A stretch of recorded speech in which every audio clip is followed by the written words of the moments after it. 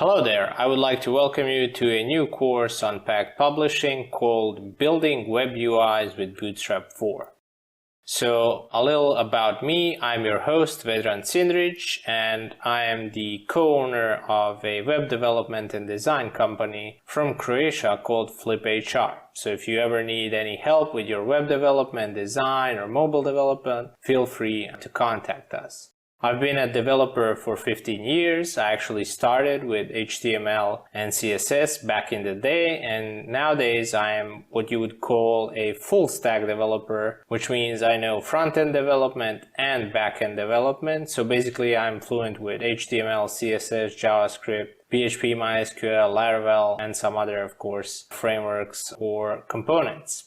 Most days I spend a lot of time on page speed and performance optimizations, which is really my passion, and I've fallen in love with that recently. So you'll see me doing a lot of things for other clients and cleaning up after developers. So to begin our course overview, we can take a look at what we are going to be learning. So this course is divided into 6 sections, and we'll go through each of the sections one by one to basically introduce you to what we will be learning. So in our first section called Bootstrap 4 A Rocket Start, we will be learning about the new things in Bootstrap 4, how can we migrate from Bootstrap 3, what is Flexbox, and some of those more interesting things just to get us started quickly with Bootstrap 4.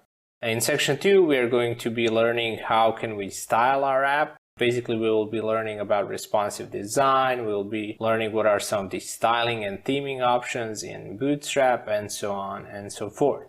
In section 3, we'll be exploring what Bootstrap 4 has to offer in terms of menus and navigation, and of course the ways that we can customize all of those. In section 4, we'll be creating a compelling Bootstrap 4 UI. This means that we'll be using more rich components that Bootstrap 4 offers, and stuff like form selectors and so on and so forth. In section 5, we'll be customizing Bootstrap 4 and our UI using some third-party plugins. And finally, in section 6, or revving up development with jQuery plugins, we are going to learn about a few cool jQuery plugins that can help you solve problems in a much more easier and better way and make your whole project and design look a bit better. Of course, throughout all of these sections, I will also be slightly teaching you about page speed performance and optimizations.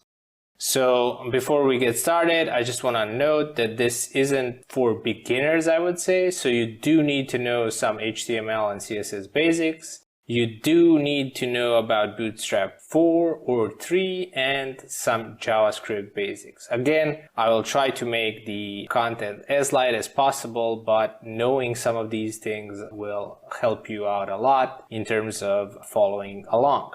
So that should do it. I hope you like the course, and we can actually get started with our first section.